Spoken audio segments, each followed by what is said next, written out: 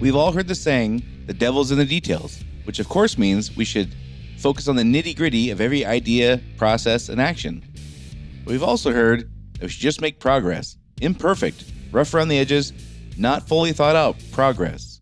So which is true? If they're both true, when does each apply? Running a service business can be hard. It is not unusual for business owners in industries like contracting, home repair, auto repair, business-to-business services like janitorial, IT and accounting, and many others to feel overwhelmed by all the priorities facing them at any given time. Between addressing the needs of the customers, managing the employees, figuring out the financials, and getting processes in place, feeling like you're making significant progress on your business journey can be difficult. Welcome to Service Industry Success, hosted by Brian Harding. Each week, Brian will look at real-world strategies for building the business you are dreaming of, while also sharing tactics to get through some of the most frustrating parts of business ownership with a lot more ease. Let's get started. What made me think about this topic might surprise you. I heard something about Bill Burr, comedian. Hopefully you know who he is. I'm a huge fan. I watch every special he does. And last week, I was struck by a story I heard. He was playing at an Italian restaurant in LA in a room upstairs that holds like 50 or 60 or 75 people. No more than 75 people. It's just a room upstairs at an Italian restaurant with tables of people eating dinner, like a regular room. This is not like a huge venue. I just watched his special he did at Red Rock in Colorado. He's gonna play Fenway Park later this month. It's August of 2022. He's gonna play Fenway Park, which holds about 37,000 people.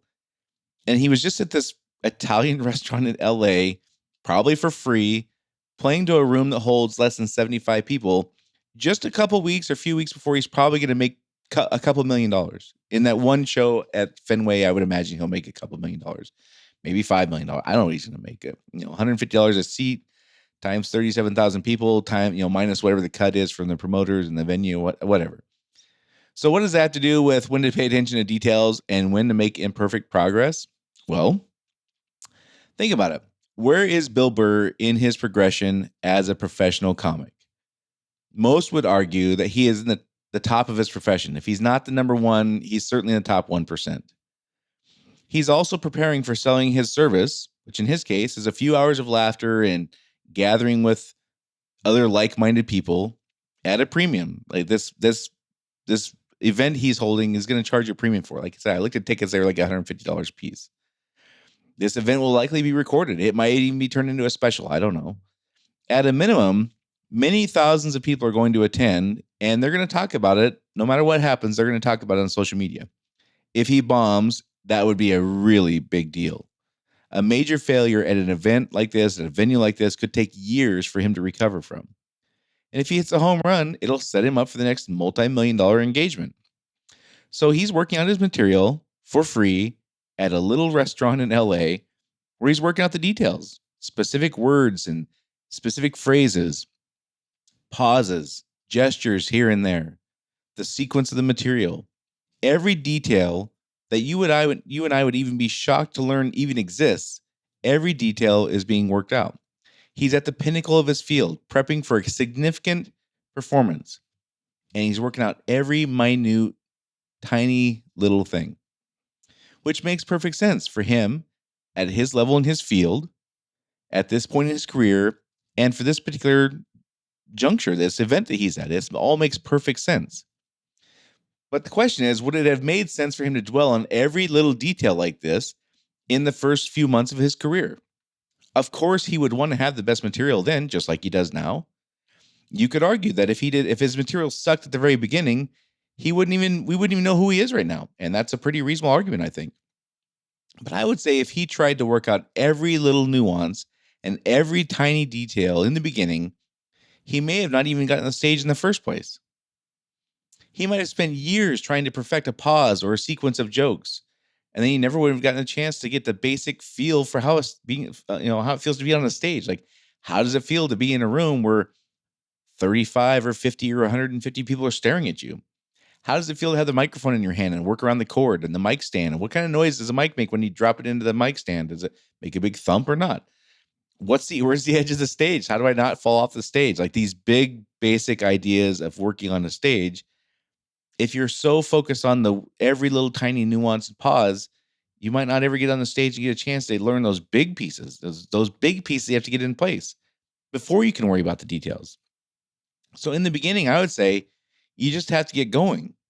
You just have to show up and learn the basics.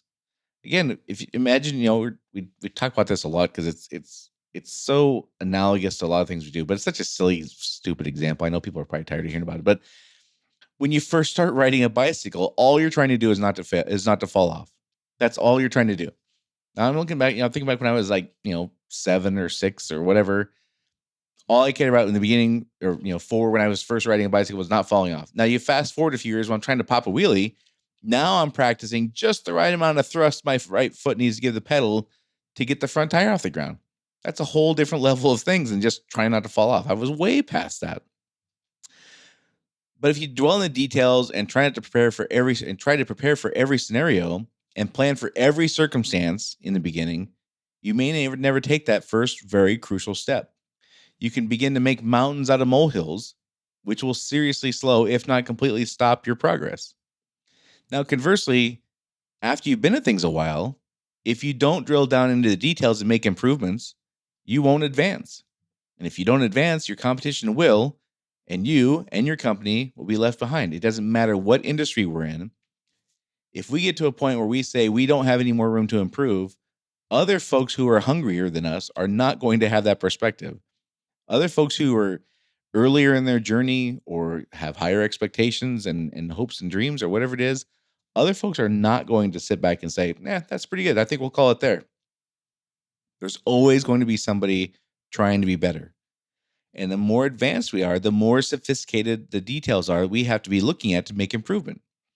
So as we get better with the big blocks, we'll move on down to medium-sized blocks to make improvements, and then the small blocks, and then to tiny ones, and then micro, and on and on and on.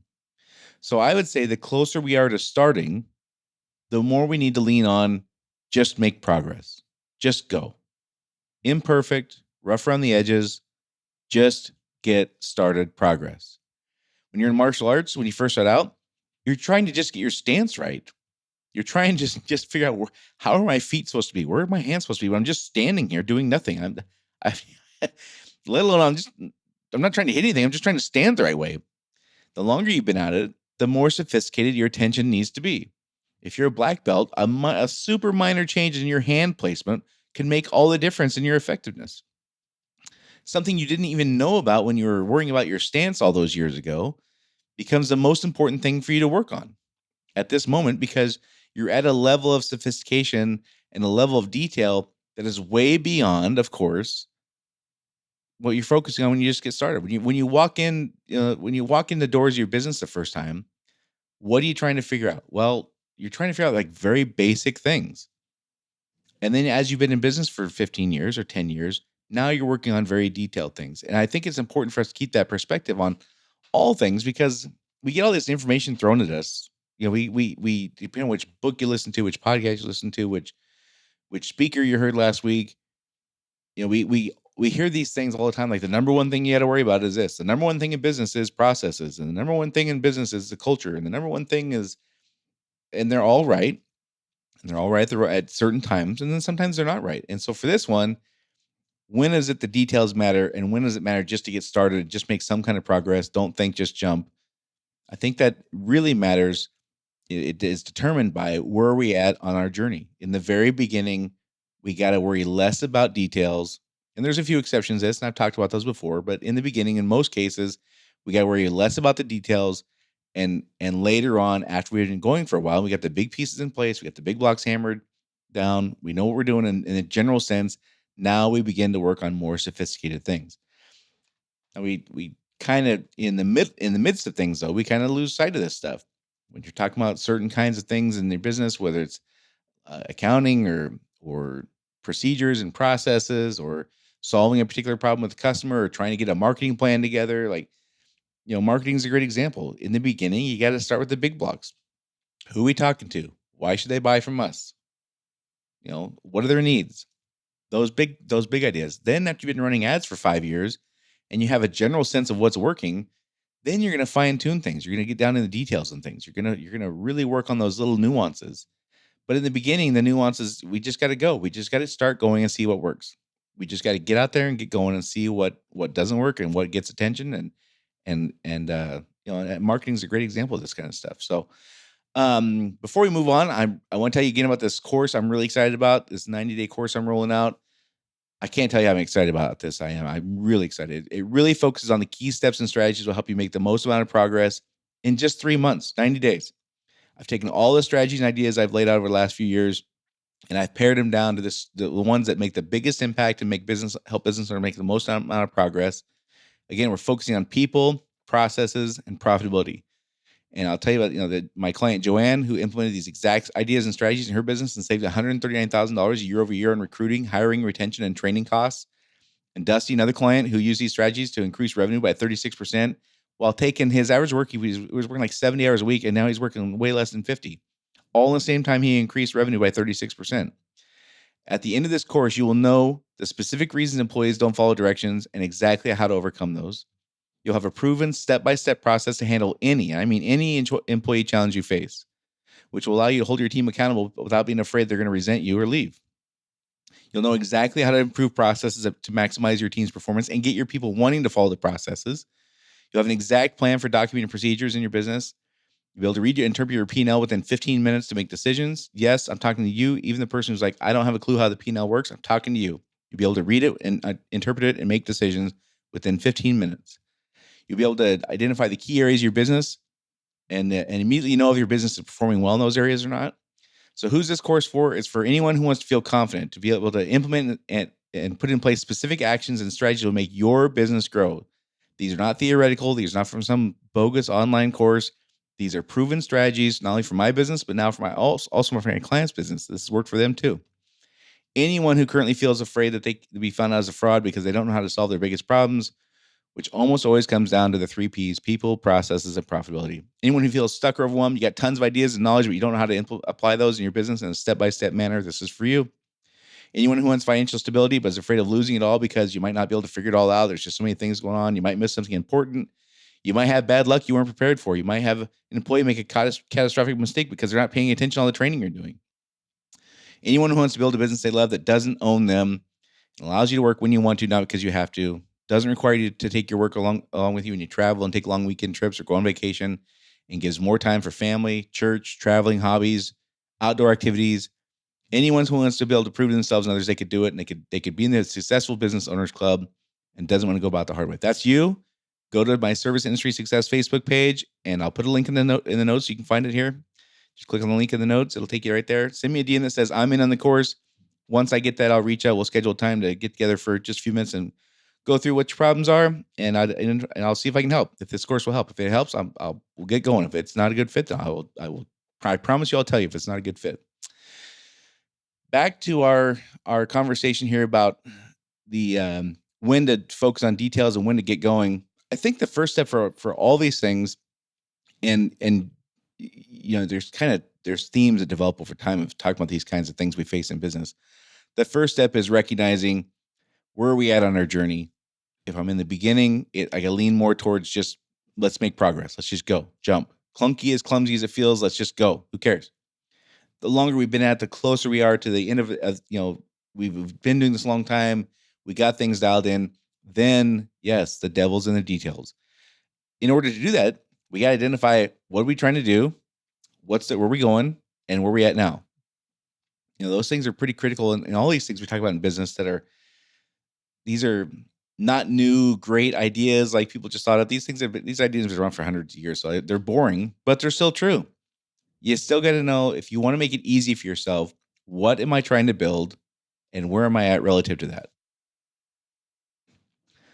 So the newer we are, the more inexperienced we are, the closer we are to the beginning of our journey, we just got to focus on making some kind of progress. Imperfect, clunky, clumsy, some kind of progress. Just jump. That's the key.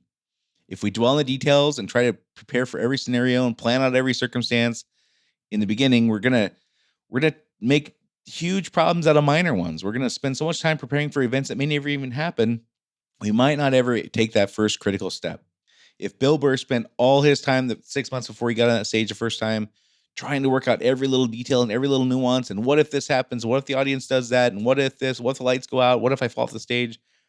If he spent his time doing that, he might have talked himself out of ever getting on the stage. And what a shame that would be for a guy who's like number one in his industry, or in the, again, top 1% for sure.